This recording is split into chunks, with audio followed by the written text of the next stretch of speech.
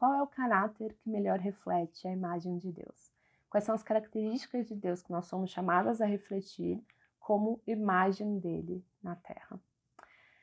Nos últimos vídeos a gente conversou muito sobre o que significa ser imagem de Deus, que isso tem a ver com a gente representar Deus por onde quer que a gente for, por onde quer que a gente vá, e contribuir com a boa fama de Deus, com a glória de Deus, né? Ao fazermos as coisas do jeito de Deus, com o mesmo caráter que Deus, e a nossa missão de imagem de Deus na Terra, que é governarmos a Terra, né? E exercermos autoridade de acordo com a vontade de Deus, em nome dele, para a glória dele. Hoje a gente vai falar um pouco sobre o caráter de Deus que a gente é chamado a refletir, com que características, com que qualidades ele nos chama a exercer essa missão de ser imagem de Deus na Terra. E a fim de a gente descobrir qual é o caráter de Deus, nada melhor do que a gente ir para a primeira vez que ele mesmo se descreve na Bíblia, né? Então a gente vai pular algumas páginas e de Gênesis 1 para Êxodo 34, 5 a 7. E eu queria contextualizar um pouco, antes da gente ler esse trecho. Aqui é uma conversa de Moisés com Deus. Deus está dando para Moisés pela segunda vez os mandamentos para o povo que está entrando na Terra Prometida, saindo do Egito. E no meio dessa conversa, Deus revela pela primeira vez nas Escrituras os seguintes atributos do seu caráter. Vamos ler. Então o Senhor desceu em uma nuvem, ficou ali com Moisés e anunciou o seu nome Javé, Jeová ou Yahvé. O Senhor passou diante de Moisés, proclamando: Javé, o Senhor, o Deus de compaixão e misericórdia.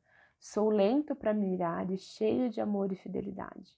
Cubro de amor 1000 gerações e perdoo o mal, a rebeldia e o pecado. Contudo, não absolvo o culpado. Trago as consequências do pecado dos pais sobre os filhos até a 3ª e 4ª geração. Deus é chamado por muitos nomes ao longo da narrativa bíblica. Logo em Gênesis 1, quando a gente estava lendo lá, façamos o ser humano à imagem e semelhança, o nome dado para Deus naquele contexto é Elohim, que significa conselho de divindades fortes e poderosas. Não é um nome próprio, é um nome, na verdade, é um nome genérico dado a Deus, mas que nos revela alguns atributos interessantes já de partida, que é, primeiro, que ele é plural e que ele é forte e poderoso, certo? E aí, quando a gente vira a página para o capítulo 2 de Gênesis, a gente já vê Deus sendo chamado de Yahvé, de Jeová, de Javé, né? E em alguns lugares da Bíblia, esse termo Yahvé é traduzido como Senhor. E este é um nome próprio, revelado por Deus ao povo de Israel através de Moisés, que é o autor do livro de Gênesis e do Pentateuco.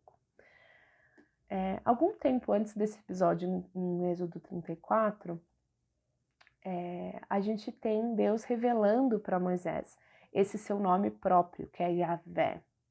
E foi no contexto do arbusto em chamas, ali Deus conversando com Moisés, e Moisés pergunta pela primeira vez: mas eu vou, tá bom, mas quando eu chegar no Egito, eu vou falar para esse povo qual Deus que está falando com eles, qual é o seu nome? E Deus responde: Yahvé, que significa eu sou. É o eu sou que está te mandando. E esse nome Yahvé, ele é assim, impronunciável, ele era formado só por consoantes, então era algo que era difícil de ser pronunciado, era difícil de ser compreendido, e revela o quanto esse nosso Deus de fato é inexplicável, né? O próprio nome de Deus revela a sua grandeza. Seu caráter não pode ser definido ou contido em um nome compreensível a seres humanos. A gente não consegue conter Deus, né? A gente não consegue descobrir todos os atributos dele. Mas o simples fato dele se fazer conhecido através de um nome já nos revela alguns atributos importantes do seu caráter. Porque além de ser grandioso, forte, poderoso, esse nosso Senhor, ele é pessoal, ele é próximo e ele é acessível. Ele se comunica e ele se aproxima. Por mais que ele seja grandioso, forte e poderoso, ele não é distante. Então, se você fosse explicar para alguém que te perguntasse quem Deus é, quais são as características que você ia usar para descrevê-lo? O próprio Deus descreveu o seu caráter assim. Quando perguntado, quem ele era, ele descreveu assim: eu sou compassivo, misericordioso, cheio de amor, cheio de fidelidade, lento para me irar, perdoador e justo. Será que essas seriam as palavras que você usaria para descrevê-lo? Certamente, essas não seriam as características que os vizinhos do povo de Israel usariam para descrever as suas divindades. O caráter de Yahvé, de Jeová, difere drasticamente das caricaturas temperamentais, instáveis e egoístas dos outros deuses vizinhos. É quase que inconcebível para aquele povo, para os povos daquela época, pensar em um Deus que se relaciona pessoalmente com seres humanos e que não só isso, mas ele é previsível na sua compaixão e na sua misericórdia. Ele não é temperamental, ele não é alguém que se ira com facilidade. Isso é um caráter muito único do nosso Deus, que é o único e verdadeiro Deus, na verdade, E eu queria passar brevemente pelo significado de cada uma dessas palavras, dos atributos com os quais Deus se revela na Bíblia, para a gente entender um pouco mais do que significa cada uma dessas características e como a gente pode refleti-las ao sermos, claro, empoderadas pelo Espírito Santo de Jesus para isso. Então, a começar com compassivo. O termo hebraico usado para compassivo nesse verso é hakum, que deriva da palavra hakem, que significa útero. Isso nos revela a dimensão da compaixão que o Senhor tem pelo seu povo, pelos seus filhos, que é a compaixão que uma mãe tem pelos filhos gerados no seu ventre. Em Isaías 49:15, a figura de uma mãe amamentando é utilizada para demonstrar a compaixão de Deus pelos seus filhos. Pode a mãe se esquecer do filho que ainda mama? Pode deixar de sentir compaixão pelo filho que ela deu à luz? Mesmo que isso fosse possível, eu não me esqueceria de vocês.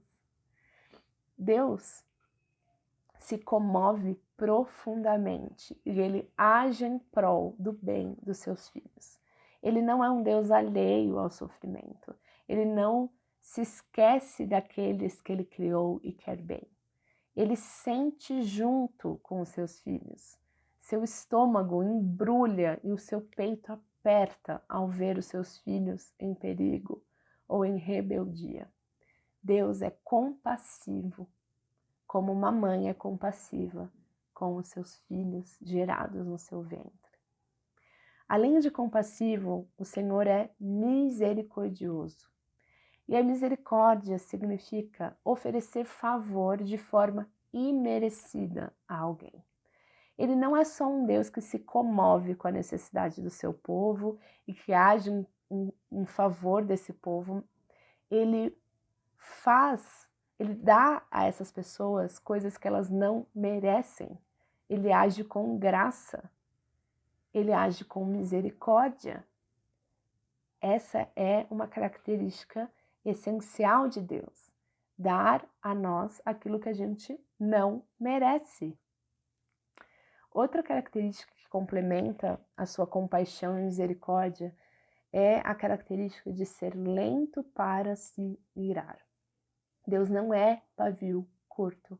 Ele não se ira com facilidade. Ele suporta muito antes de demonstrar a sua ira. E essa ira, no caso de Deus, não é um sentimento reativo, irracional, impulsivo, de raiva, como a gente experimenta dentro da nossa condição humana.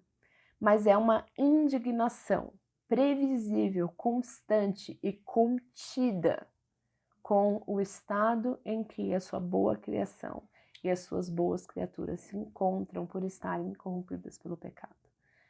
As poucas vezes em que a ira de Deus é manifestada na narrativa bíblica são em resposta a constantes e persistentes atos de rebeldia deliberados. Antes de Deus agir com ira, ele dá muitas chances de arrependimento, dá muitas chances de derramar misericórdia. Deus nunca demonstrou e nunca demonstra sua ira de forma injusta. Deus não é irado, a ira não é uma característica inerente a Deus. Ele está irado por conta do estado em que as coisas se encontram. A ira é uma condição na qual Deus se encontra enquanto ainda houver injustiça. E Deus está contendo o derramar completo da sua ira para o dia final, o dia do julgamento, em que todo aquele que não creu no nome do Senhor Jesus vai experimentar essa ira. Mas antes disso, ele está dando oportunidade atrás de oportunidade. E ele mesmo declarou que ele só voltará no dia em que todo ouvido tiver tido a oportunidade de se arrepender. Ele derrama misericórdia a cada manhã. Ele nos dá provisão e sustento de graça, sendo justos ou injustos. E ele nos dá muitas oportunidades para que haja perdão e redenção em Jesus. O próximo atributo é o amor leal. O amor leal, ele não é um sentimento de amor, mas é um compromisso fiel de amar. O seu amor, o amor de Deus, ele é constante e ele é comprometido, ele não muda. Ele não vai deixar de amar, porque o amor leal de Deus não é um sentimento. E por ser um compromisso fiel de amar, ele se sacrifica por esse compromisso de continuamente agir com amor. O Senhor é confiável. Ele cumpre com a sua palavra e com os seus compromissos de nos amar. Além disso, Deus é perdoador para com aqueles que infligiram faltas contra ele e se arrependeram genuinamente. O Senhor perdoa o mal, o Senhor perdoa a rebeldia e o pecado de 1000 gerações. E ele concede graça para quem a pede. Mas ele também é justo e ele não absolve a culpa dos que não buscam perdão. Ele não isenta as pessoas das consequências de seus pecados. Como imagens de Deus, nós fomos criadas para refletir essa compaixão, essa misericórdia, este amor leal, essa fidelidade, essa ira tardia, né? Esse longo ânimo, essa paciência, esse perdão e essa justiça de Deus. Nós fomos criadas para sermos governantes na terra, de acordo com este caráter e estando submetidas, submissas às orientações dele.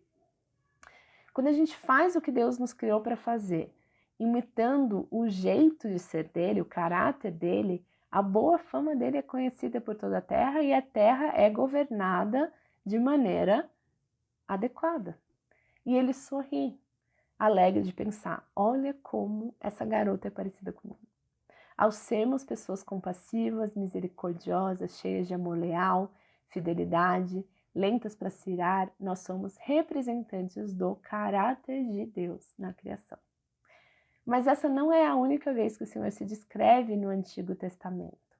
A gente vai virar mais algumas páginas para frente e abrir nossa Bíblia em Levíticos 11:45, que diz o seguinte: porque eu sou o Senhor e vos fiz subir da terra do Egito, para que eu seja vosso Deus e para que sejais santo, porque eu sou santo.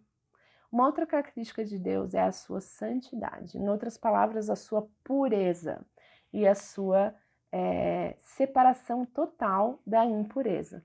Deus é completamente puro e imaculado, não há mal algum em Deus. E os seres humanos foram criados também para serem puros, para serem santos, para não serem conhecedores de mal algum e habitarem com Deus na sua santidade. E a gente já sabe que isso não durou por muito tempo, né? Mas a gente vai chegar lá. Na verdade, a gente pode notar que essas características de Deus são fruto da sua santidade, né? da sua unicidade, da sua separação de tudo aquilo que não é puro, de tudo aquilo que é mal. E eu não sei se você notou, quando a gente leu a lista das características de Deus, o quanto ela se assemelha com uma outra lista que a gente tem lá em Gálatas 5, 22, 23, que diz: mas o Espírito produz este fruto: amor, alegria, paz, paciência, amabilidade, bondade, fidelidade, mansidão e domínio próprio. Por conta da queda da humanidade, a imagem de Deus foi distorcida em nós. Nós ainda a carregamos, mas não conseguimos mais refletir a sua glória com a mesma integridade. Porém, por meio de Jesus, nós fomos feitas novas criaturas. E agora a gente é nascida novamente no Santo Espírito de Deus. Nós fomos justificadas e purificadas pelo sangue de Jesus. Estamos sendo restauradas à imagem de Jesus, para que a gente possa refletir novamente as características de Deus por meio dos frutos que o Santo Espírito vai produzir em nós. Jesus veio restaurar a plena imagem de Deus, formando para si uma nova humanidade, incorruptível por meio do poder do seu Santo Espírito, que, por sua vez, essa nova humanidade habitará com Deus na nova criação. Até aqui a gente viu qual é a missão e o caráter que nós fomos criadas como portadoras da imagem de Deus para refletir. E agora eu gostaria de dar um próximo passo, que é a gente analisar em detalhe cada elemento que nos compõe como seres humanos e como eles interagem entre si para o nosso funcionamento, né? Isso vai ser fundamental para que a gente possa compreender lá na frente e ter um fundamento sólido sobre o qual a gente vai poder distinguir homens de mulheres, ok? Então, preparem os cintos, na semana que vem a gente volta para mais uma parte do nosso estudo. Não deixem de entrar no grupo do Telegram, de baixar o material de apoio, de fazer a prática de escrita com base nas perguntas que a gente deixou, de reflexão, de ler os textos complementares da Bíblia e vamos trocar muito lá no Telegram para a gente aprender juntas, ok? Um grande beijo e até a próxima!